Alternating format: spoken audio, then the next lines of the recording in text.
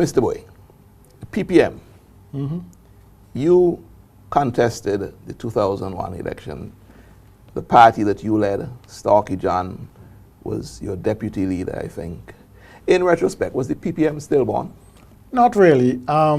If I was like other people without other ambitions, the PPM would have been still going. But I can't sit around. If the people reject me, and this is what I find difficult today, you have two people, Mr. Mitchell included with Mr. Eustace, who were rejected at the polls. In no other country could I think they would still be offering themselves for.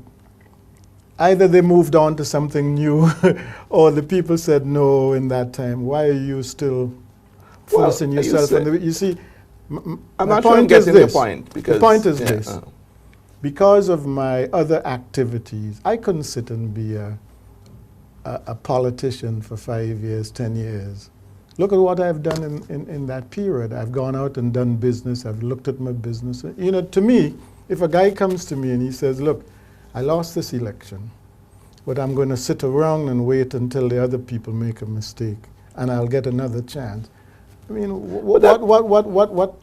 what's the what? I mean, Mr. Mitchell didn't. He went on. He did this, but what could you expect from that person? They've done nothing but sit around. I mean, you're going to tell me that after 10 years, have you ever seen this in Britain or anywhere else? A person loses an election, and 10 years later, he's still the man saying to me, "You made your mistake in 1998." Well, that's the way you look at it. But take, for example, Prime Minister Gonsalves today. I mean, he has spent a long time out there. Not as Prime Minister. Not in the early days to get into power. So he did that. He was a young, but it's different.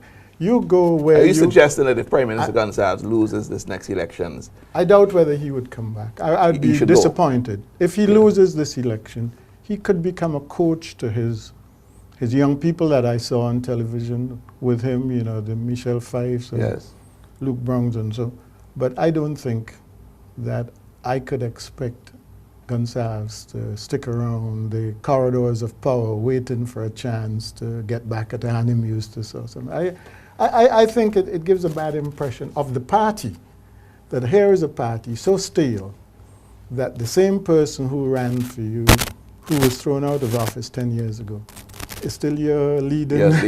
And hoping to come back into power. I mean, how could I have sat around and run my Kentucky and wait everybody come in and say, boy, I'm coming back next time, wait for me.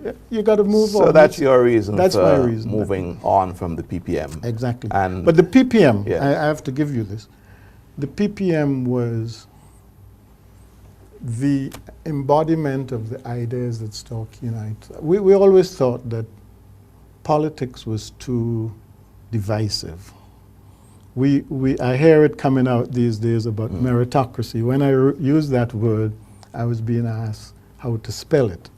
People didn't believe in this meritocracy. I still think that we are too small a country to be divided as we are. Even if we all came together. How do you change that in a competitive you have to go out and landscape? You have to go out and look at how the Taiwanese have achieved things. Their workforce seems to be separate from the political thing. The Taiwanese, I've just come back from a visit to Taiwan. I am so impressed with the work attitudes, the way in which they hold their country and they move forward. They work hours, there are no Sundays, Saturdays, people work nights, there's a shift always going. Is this because part of their history had a smacking of what we call communism? Is it? Well, they were the ones who broke away from communism and went there. But there is a national pride. There's a pride there that is driving them to work harder, and they're achieving it. And they set up things. A couple Sundays ago, on the 10th, was the independence celebration. I was at the president's reception. Yes. And I saw 3 young boys that I didn't understand, and they came up to talk to me. They were the top physics students in the country. And it's a tradition of the president at any any important function, to acknowledge education, to acknowledge the guys who are bright and who are doing.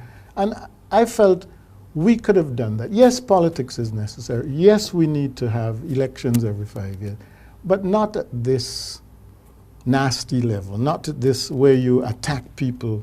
I think you need to go as far as to attack a guy knowing that the day after you should be able to put your arm around him and shake his hand. But this seemed to be ingrained in our culture. I mean, where do we start to break that? Well, the PPM was the opportunity, and I think the people lost that opportunity. The PPM was an opportunity to say, look, yes, we have different thoughts about how we should go down that road, but in the end, we're all Vincentians. And not only that, we don't have enough brain power to be divided by two. Even if we all work together, we'd still be lagging behind India and all these countries with massive education programs, Taiwan and so. Even if we came together. So why are we splitting ourselves up in this hardcore, knock him down? I mean, when I listen to the radio at night, I feel bad. I look out in the mornings and I see the beautiful Grenadines, I see the mountain views. But at night, what I hear on the radio pains me right to the core.